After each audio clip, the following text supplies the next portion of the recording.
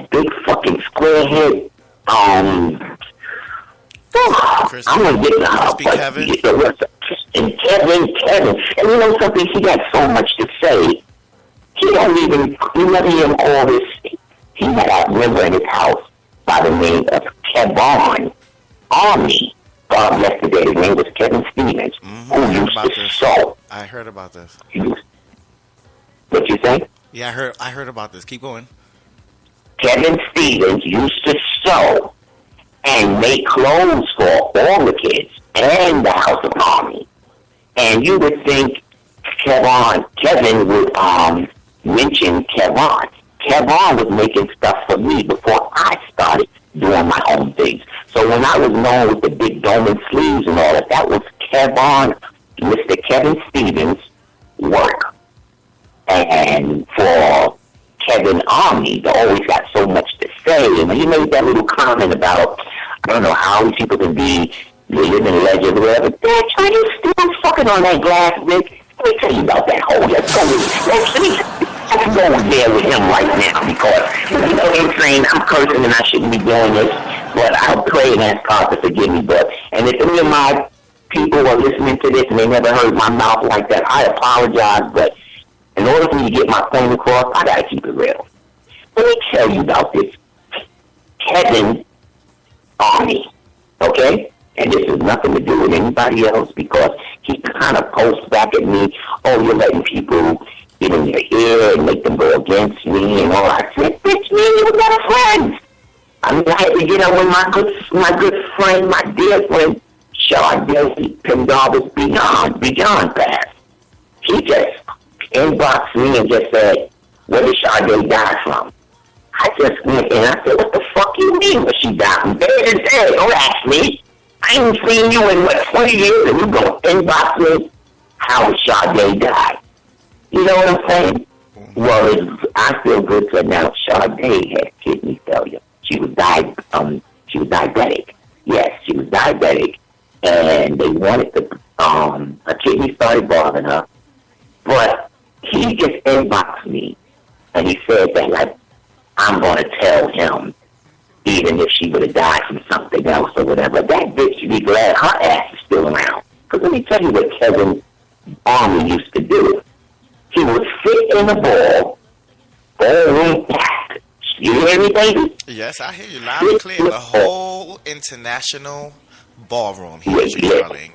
Sit in the ball, the place is packed. On the side, putting so much cake flour, cocaine, up his nose, getting drunk, and when he used to get drunk, his eyes get blood red, lips get all juicy. He was cute too now. He had face. He wasn't no face like that when you see him posting, getting battling up against some Spanish child. I can't think of the name right now, but he's got a post up there with him and some Spanish child or whatever. And I know people saying he's really going in on Kevin. No, Kevin went in on me, okay? He went in on me 3 days ago, and then Miss Stewart jumped in like she gonna be Wonder Woman, and I said to her, bitch, you already knew. I ain't never liked you.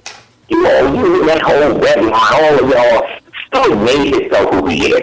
He would fight, he would fight and cause such an uproar that when we be having the ball back, the owners would say sometimes, y'all got to get out. That's how Stewart was. Stewart would beat and threaten up kids to make himself win. If you did not give him first or grand, you can bet your ass it was going to be a fight. Because another little bitch was a witch. Miss Danielle Redmond. Now, they was beautiful girls. Sia was beautiful. Tessa St. Laurent was beautiful. All of these beautiful girls. And yes, Miss Danielle, she was real and she was pretty. Well, as pretty as a little black skinny boy can look from Brooklyn. But a fucking witch. Wow. She was a little bitch. Okay? She was another one used to pull out a gun at a little 22 and she gonna buck a cat and somebody at the ball. So this is what these Revlon did. And they had a reputation for that. I never forget Miss Avis told Stewart one time, boy, one of these little youngsters, she's gonna wear your ass out. in this ballroom, and you know what Revlon was like. It's like the wolves. You get the lead of the pack, they all want to leave. But Stuart was always like he fought, and then I'm listening to some of the things he said on your radio show, and he's talking like he is doing something so positive. I just found out just a year ago she was at a ball in Atlanta, Georgia, where she lives at, causing upmost. So then I said to myself, well, now he's at Ebony. So I put two and two together. I guess the Revlon got tired of his ass and said, you know what? Get this bitch out of here. Because all she do is, if you don't see her, she wants to fight. And then don't get me wrong now. When we was young, but we know it's funny, our birthdays the same day or a day apart. But when we was in our young 20s, Stuart, Revlon, Dorian Stewart, Ebony was a babe. That motherfucker was fine. If he would have took modeling seriously, Stewart could have walked Paris Runway. But that bitch was so caught up in this ballroom, shaking and shit. That bitch even went and had her face. You see the lady? Look just like a dinosaur. Look like something from Jurassic Park. Oh my God. She looked like... Now, Izzy, yes, I mean, I know you're just doing your job, but that bitch looked like something from Jurassic Park. And I'm so glad we brought up that with this face, that she gets her face and these silicones and all this kind. I remember when she got up and drag.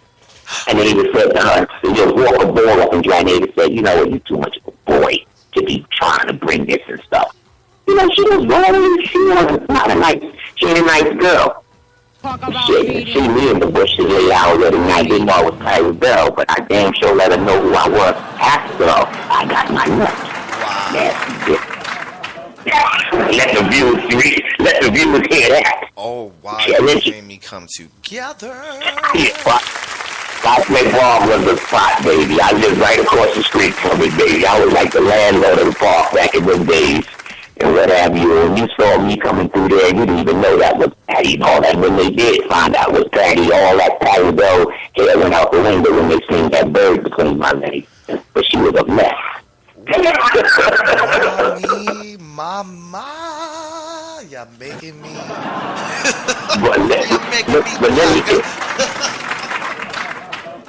Let me get back to this Kevin now. Tonight.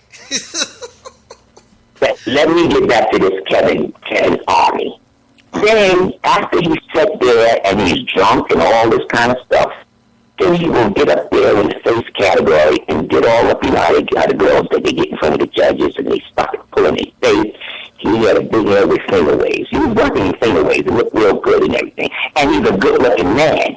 I just know he got nasty ways because for him to come out his face the way he did with me a couple of days ago, just let me know a tiger never loses his stripes because this bitch got real fit. But you know what I liked about it? This is why I get respect. They can say whatever the fuck they want. She's saying all of this now, but, and I don't know how they'll save messages and post them, although he done already got me kicked out of one of the groups, which was an Iron Ballroom, to give me my stats. She got me kicked off of there, getting up to this interview. Yes, I got kicked off on Saturday.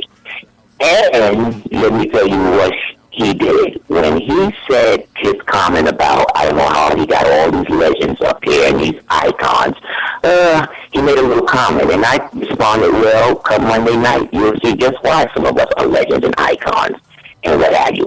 He hurry up and inbox me. Oh, Miss Wendell, I always loved your word. It's the bitch, you never loved my word. He was too high back in the day. He didn't see me. He didn't see me. She just know that don't come at me for stupidness because I had to get on him about Sade when Sade died. And he knew right then and there. The facts know who to fuck with. Trust me, they say a lot of shit, but they really know I don't bother nobody.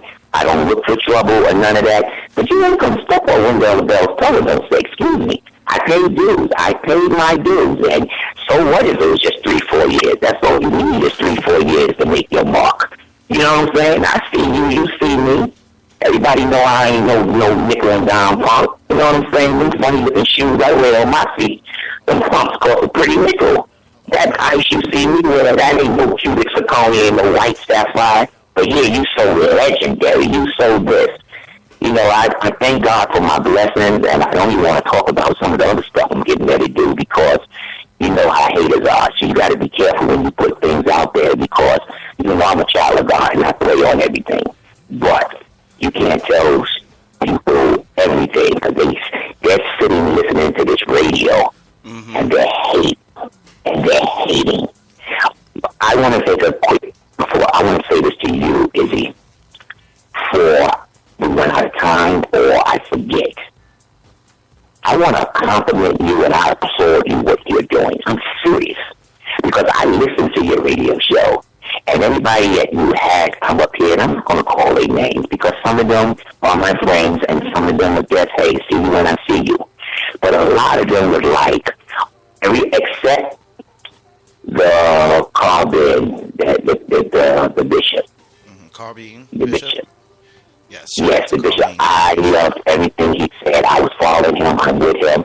And if God lay on his heart for him to go back in the studio to get a message across, because music is a way we all can relate to and sometimes get our hearts and minds touched, then so be it. So I admire what he do. But what I want to say to you is, what are you doing is beautiful because if these faggots, and I hate that word, but these faggots that, and I'm not talking about the children of today.